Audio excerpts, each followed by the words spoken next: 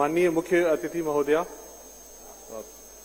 राज्य मंत्री संस्कृति भारत सरकार, माननीय तिवारी जी, राज्य मंत्री उत्तर प्रदेश सरकार, माननीय सच्चिदानंद Joshi ji, member secretary IGNCA, professor आचार्य जी, प्रोफेसर शास्त्री जी,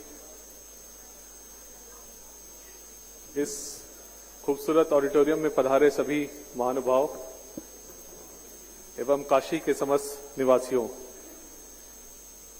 जैसी काशी की परंपरा है, एक बार फिर से बोलेंगे, हर हर महादेव।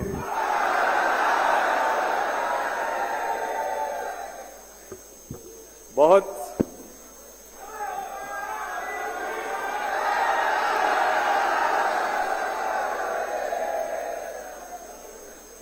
अब लग रहा है कि बनारस में आ गए हम लोग।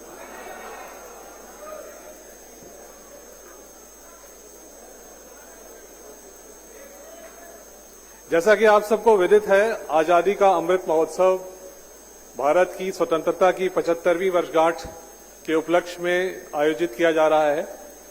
12 मार्च 2021 को इसी वर्ष प्रधानमंत्री जी ने दांडी गुजरात में जाकर इस समारोह का शुभारंभ किया था और यह समारोह 15 अगस्त 2022 से होता हुआ 15 अगस्त 2023 तक संपादित होगा, ऐसा निर्णय लिया गया है।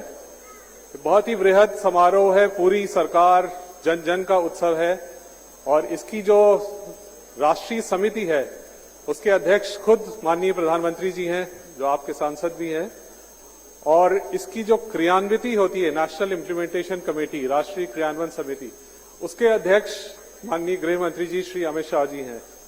मैं ये इसलिए बता रहा हूं कि यह समारोह सरकार द्वारा कितनी गंभीरता और कितने उच्च स्तर पर मनाया जा रहा है। इस समारोह में पूरे भारत में समस्त प्रमुख स्थानों पर, समस्त जगहों पर विभिन्न प्रकार के आयोजन किए जा रहे हैं। अभी तक लगभग 8000 कार्यक्रम आयोजित किए जा चुके हैं, जिसमें से 6000 केंद्र सरकार के मंत्रालयों द्वारा और 2000 राज्य सरकार के मंत्रालय विभागों द्वारा किए गए हैं। हर माह हमारा यह प्रयास रहता है कि 5 से 10 तक बड़ी इवेंट्स हो, जिनको हम आइकॉनिक इवेंट्स करते हैं, जो देश के कोने कोने में हो। और जैसा कि प्रधानमंत्री जी ने इसकी 5 थीम्स निर्धारित की हैं इस महोत्सव की, सबसे पहली थीम है आजादी, फ्रीडम एट 75, जो हमारी विरासत है, हमारा स्वतंत्रता संग्राम है, जो हमारा इतिहास है, जो पिछला काल है, उसको कैसे हम शोकेस करें, उसको कैसे सम्मानित करें। दूसरा है एक्शंस, अचीवमेंट्स एट 75, पिछले 75 साल में देश ने क्या क्या अर्जित किया, क्या क्या अचीवमेंट्स हुए। तीसरा है एक्शंस एट 75, आज हम क्या क्या एक्शन ले रहे हैं जो देश को आगे बढ़ाने में, जैसा प्रधानमंत्री जी ने 15 अगस्त को अपने लाल किले के भाषण के दौरान कहा था कि अमृत काल अब शुरू हो रहा है, तो 75 वर्ष से 100 वर्ष जब भारत की आजादी को हो जाएंगे 2047 को, उन्होंने इसको अमृत काल का नाम दिया है। और मेरे विचार से और हम सबके विचार से ये इस देश के लिए डिफाइनिंग मोमेंट होगा और हमें सब पे इस पे विचार करना है कि हम कैसे सारी अपने इतिहास को, अपने करंट को, अपने भविष्य को एक साथ समेट कर कैसे इसको भारत को शोकेस करें, ताकि जो हमारा विश्व गुरु बनने का सपना है, जो विश्व गुरु बनने की हमारी आकांक्षा है, वो पूरी हो सके।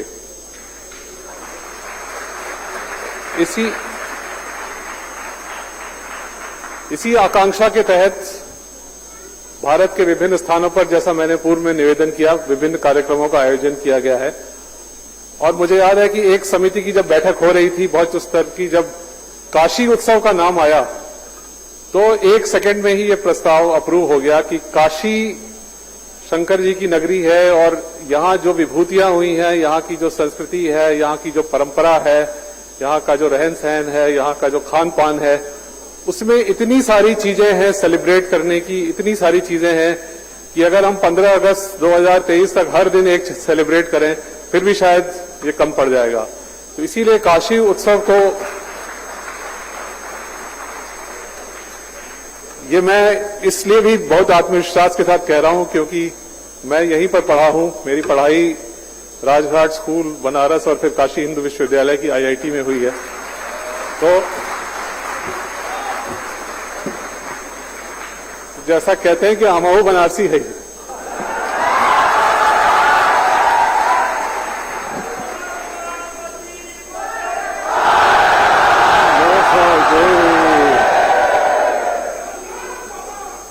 इसलिए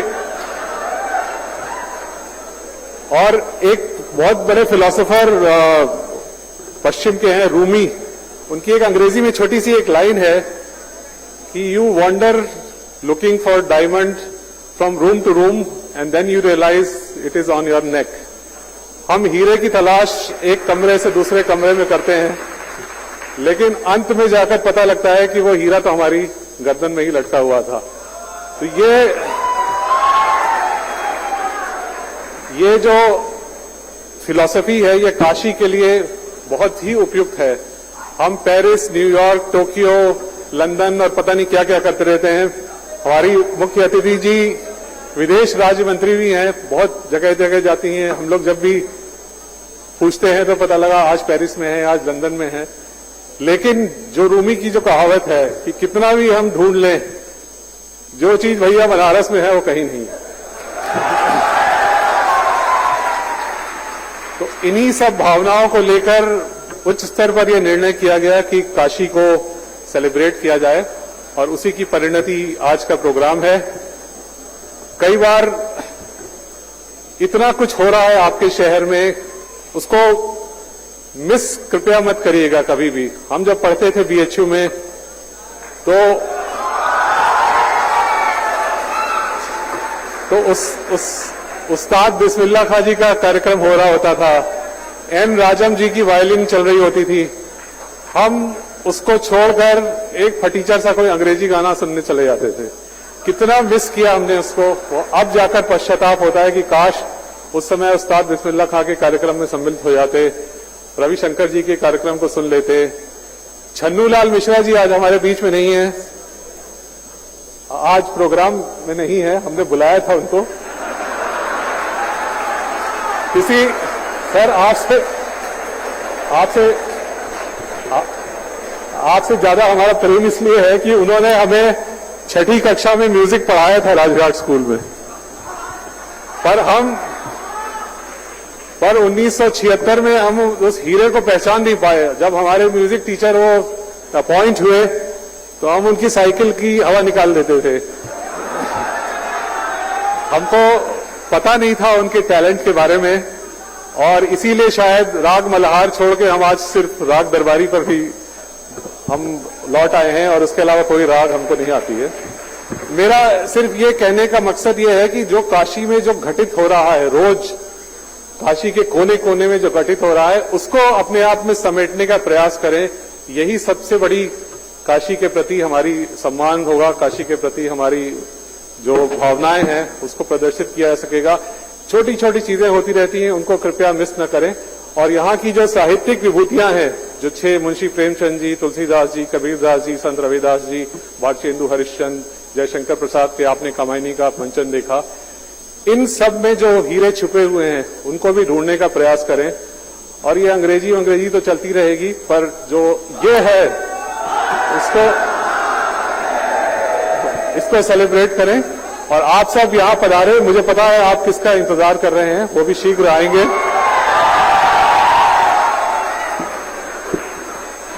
हम भी बनारस के से समझते हैं आपकी भावनाओं को। इसी के साथ आपको पधारने के लिए बहुत बहुत धन्यवाद। जय हिंद।